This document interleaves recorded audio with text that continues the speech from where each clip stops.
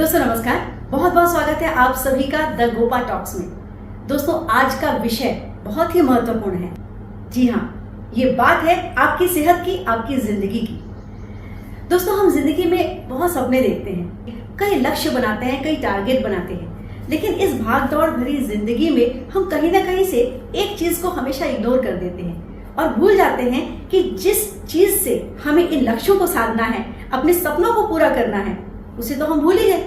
जी हाँ, हम अपनी सेहत को बहुत इग्नोर कर देते हैं। तो आज हम इसी टॉपिक पर बात करने जा रहे हैं, आपकी सेहत के बारे में। इस बार का हमारा जो विषय है वो आयुर्वेद और पंचकर्म पर केंद्रित है। जरूरत इस बात की है कि हम आयुर्वेद और पंचकर्म के महत्व को समझें, किस तरह हमारे मानसिक स्वास्थ्य और हमारी सेहत को आयुर्वेद और पंचकर्म से हम अच्छा बनाए रख सकते हैं और अपनी जीवन शैली को सुधार कर इसे अपने जीवन में शामिल कर सकते हैं। और इस महत्वपूर्ण विषय पर जानकारी देने के लिए आज हमारे साथ जो खास मेहमान उपस्थित हैं वो है डॉक्टर प्रियंका राजपूत जी।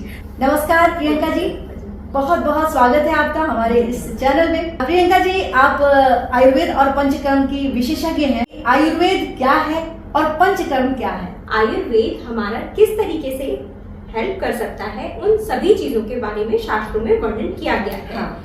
जैसे आयुर्वेद के सिद्धांत के विषय में यदि हम जाएं तो उसमें कहा गया है स्वास्थ्य से स्वास्थ्य रक्षणम आतुरस्य विकार प्रशमनम च। मतलब एक स्वस्थ व्यक्ति की स्वस्थ अवस्था को बनाए रखने के लिए हम क्या क्या कर सकते हैं आयुर्वेद के माध्यम से, इन चीजों के विषय में वर्णन है। साथ ही अगर किन्हीं कारणोंवश हमारा शरीर व्याधियों से या बीमारियों से ग्रसित हो जाता है, उन अवस्थाओं में हमें क्या करना चाहिए, इनके विषय में चिकित्सा के द्वारा आयुर्वेद में हमें बताया गया है। जी। तो ये आयुर्वेद का सिद्धांत हो गया। हाँ। इसके अलावा जैसे अभी हमने आपको बताया कि स्वस्थ व्यक्ति को अपनी स्वस्थ अवस्था को बनाए रखने के लिए क्या क्या करना चाहिए, तो इसमें त्रयोपस्तंभ का वर्णन है। अच्छा। इसमें आते हैं आहार, निद्रा और ब्रह्मचर्य। अच्छा। आहार ये तो बहुत ही कॉमन चीज है, डाइट, खान पान, जो हमारा खान पान है। तो इसके विषय में भी हमें नियम बताए गए हैं आयुर्वेद में कि हमें खाना किस तरीके से लेना चाहिए। तो हमें हमेशा फ्रेश फूड लेना चाहिए, हल्का गर्म खाना खाना चाहिए, स्निग्ध भोजन लेना चाहिए। जैसे आजकल बहुत ही फैशन है कि हमें मतलब फैट वगैरह फूड से अवॉइड करना चाहिए। ये चीजें वास्तविकता में हमारे लिए नुकसानदायक भी हो सकती हैं। जैसे अगर हम आपको बताएं कि अगर विटामिन के बारे में हम बात करते हैं, तो कुछ विटामिन जो होते हैं हमारे शरीर के लिए जो जरूरी तत्व होते हैं वो फैट सॉल्युबल होते हैं। अच्छा।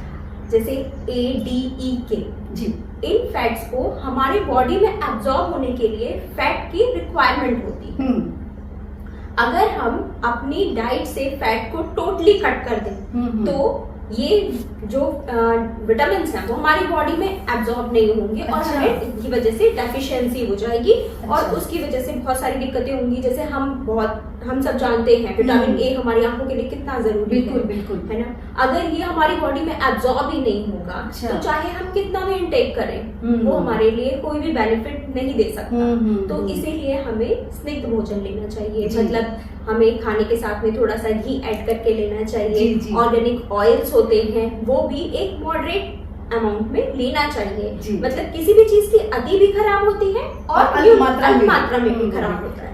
अब यदि हम बात करें निद्रा की, तो निद्रा आहार की तरह ही हमारे जीवन में एक महत्वपूर्ण भूमिका निभाती है। जिस तरीके से हमें अपने दैनिक कृत्यों को करने के लिए ऊर्जा आहार के द्वारा प्राप्त होती है, और ये ऊर्जा जो हमें आहार से प्राप्त होती है कार्यों को करने के पश्चात धीरे धीरे कम होने लगती है।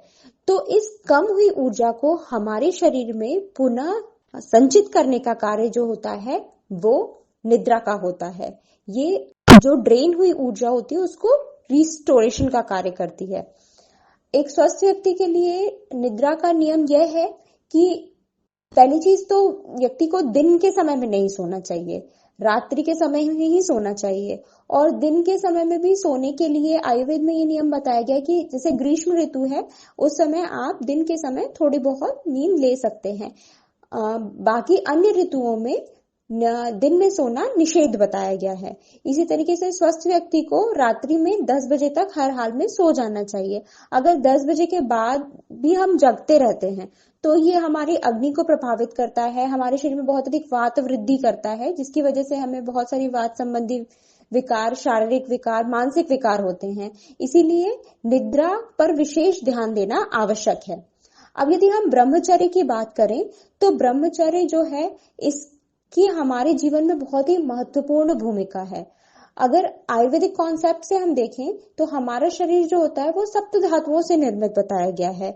इसमें अंतिम धातु शुक्र होती है और जब हम इस शुक्र का सही तरीके से प्रयोग करते हैं और यह अच्छी तरीके से हमारी बॉडी में स्टोर होता है तो ये आगे जाकर ओज का निर्माण करता है। ये ओज तत्व ही हमारे शरीर में शक्ति और इम्यूनिटी के लिए रिस्पॉन्सिबल होता है।